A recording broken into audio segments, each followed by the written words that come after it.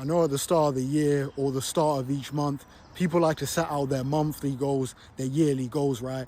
They set it quite rigid.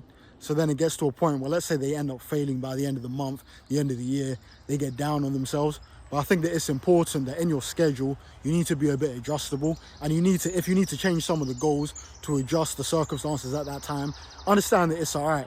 So for example, I noticed that, let's say for example, at the start of the year, I say I want to go to the gym a certain amount of times, right? So I'm doing very, very well. Then it gets to June, and I've noticed this happens every year, but I kind of forget. Maybe it's just me, yeah? Whenever it gets really hot, I find it more difficult to go to the gym.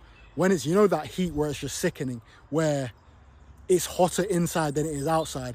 For me, traveling to the gym in the heat is just not really something I want to be doing. Or I'd rather walk, right, in this good weather. But when I'm inside in the gym and then I know the outside is super hot, for whatever reason, I just come to the gym, I'm a bit more, I don't know if it's more relaxed, I don't know what it is, but my mood, my energy is just not the same. Whereas when it's colder, I can just go to the gym mentally, I can just muscle through it, and it's amazing. But this time of the year, I always find it difficult. So that means that, okay, if I had a certain number of days I was going to do at the start of the year, I need to adjust it, because I think June, July, August is difficult for me to go. So now I kind of make the decision where either I adjust it and say that, okay, instead of, 200 days in a year, I'm going to go 170. I'm just making these numbers up.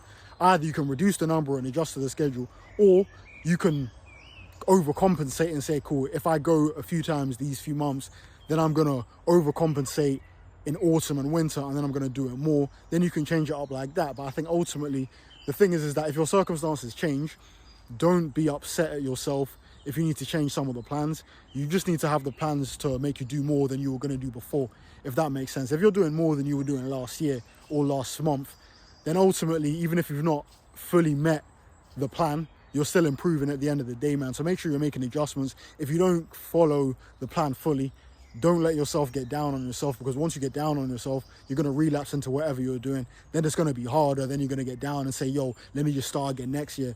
Readjust the plan. Don't get down on yourself, and then just overcompensate later in the year if you have to. But be flexible with the plans as well.